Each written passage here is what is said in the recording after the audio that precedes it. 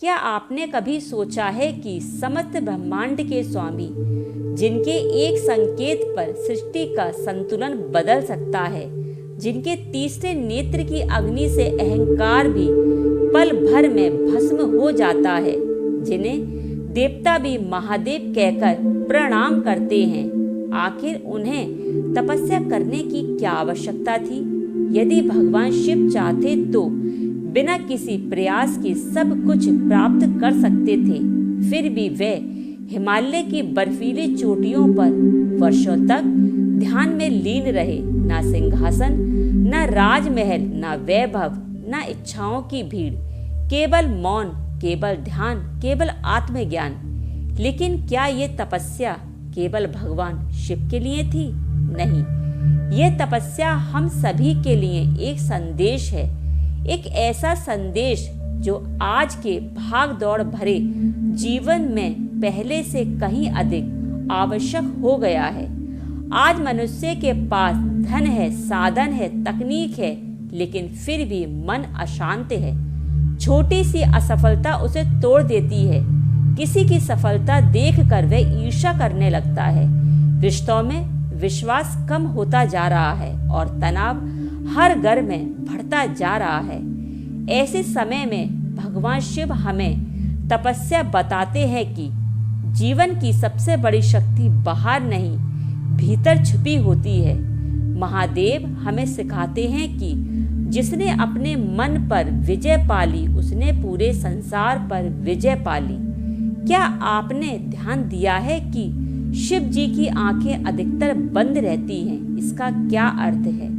केवल ध्यान करना ही नहीं, इसका अर्थ है बाहरी शोर से ऊपर उठकर अपने भीतर की आवाज को सुनना। आज हम हर किसी की बात सुनते हैं, लेकिन अपने अंतर्मन की आवाज नहीं सुनते। महादेव कहते हैं कि जब तक मन शांत रहेगा, तब तक कोई भी उपलब्धि तुम्हें सच्चा सुख नहीं दे सकती। यही कारण है कि भगवान शिव कैलाश को चुनते हैं, क्योंकि जहाँ मौन होता है वही आत्मा की आवाज सुनाई देती है। शिव की तपस्या हमें यह सिखाती है कि कठिन परिस्थितियां हमें रोकने नहीं बल्कि मजबूत बनाने आती हैं। सोचिए, चारों ओर बर्फ, कड़ाके की ठंड, ना कोई सुविधा, ना कोई आराम की व्यवस्था, फिर भी महादेव अड़े हैं।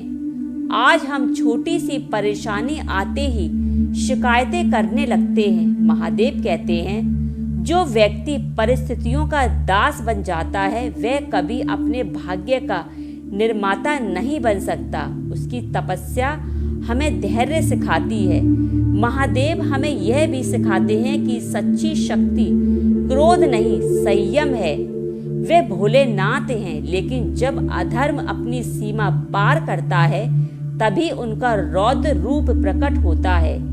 इसका अर्थ यह नहीं कि जीवन में धैर्य रखो, क्षमा रखो, लेकिन अन्याय के सामने कभी मत झुको। दोस्तों, यदि आप भी अपने जीवन में शांति चाहते हैं, यदि आप भी मानसिक तनाव से मुक्त होना चाहते हैं, यदि आप अपने भीतर छिपी दिव्य शक्ति को पहचानना चाहते हैं, तो आज ही यह कथा अंत तक अवश्य सुनिएगा, क्योंकि आज हम केवल भगवान शिव की तपस्या की कहानी नहीं सुनेंगे।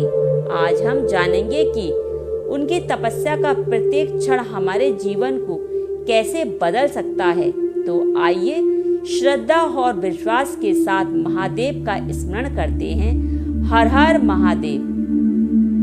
महादेव शिव की तपस्या केवल जंगलों, हिमालयों की गुफाओं में बैठकर ध्यान करने का नाम नहीं, यह आत्मसंयम, धैर्य, करुणा, वैराग्य और आत्मज्ञान का जीवन स्वरूप है। शिव हमें सिखाते हैं कि जीवन में सबसे बड़ी जीत दूसरों को हराने में नहीं बल्कि स्वयं पर विजय प्राप्त करने में है।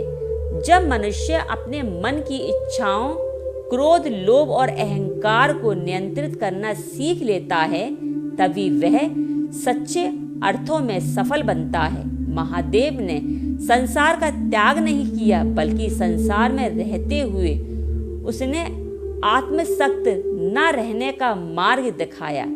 यही कारण है कि वे कैलाश पर तपस्या करते हैं, लेकिन आज भी किसी भक्त को उनकी आवश्यकता होती है, वे तो तुरंत उनकी पुकार सुनते हैं। इससे हमें सीख मिलती है कि आध्यात्मिकता का अर्थ संसार से भागना नहीं, बल्कि अपने कर्तव्यों का पालन करते हुए मन को परमात्मा से जोड़ना है। भगवान शिव की तपस्या हमें धैर्य सिखाती है। जीवन में कई बार परिस्थितियां हमारे विरुद्ध हो जाती हैं, मेहनत का परिणाम देर से मिलता है, लोग हमारा साथ छोड़ देते हैं, लेकिन यदि हम अपने लक्ष्य से विचलित ना हो तो समय स्वयं हमारे पक्ष में काम करने लगता है। शिव जी का एक और महान संदेश है सरलता।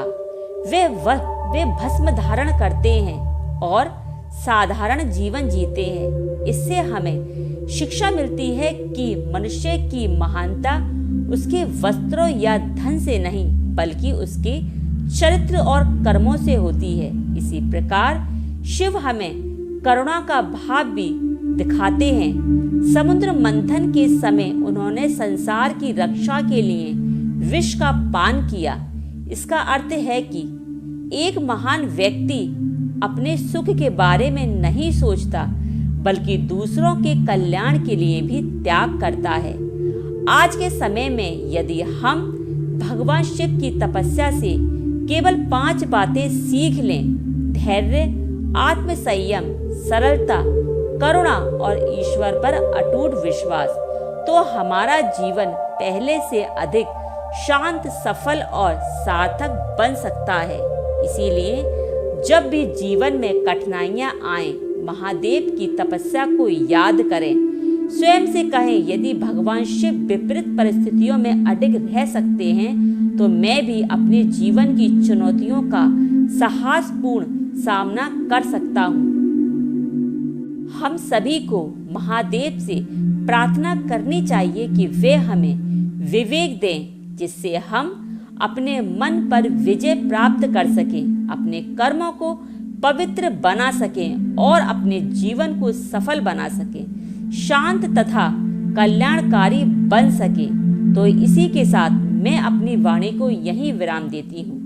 यदि मेरी वीडियो अच्छी लगी हो, इसको लाइक कीजिए, मेरे चैनल भक्ति अमृत वाणी को सब्सक्राइब कीजिए, कमेंट में हर हर महादेव अवश्य लिखें। तो इसी के साथ मैं चलती हूँ।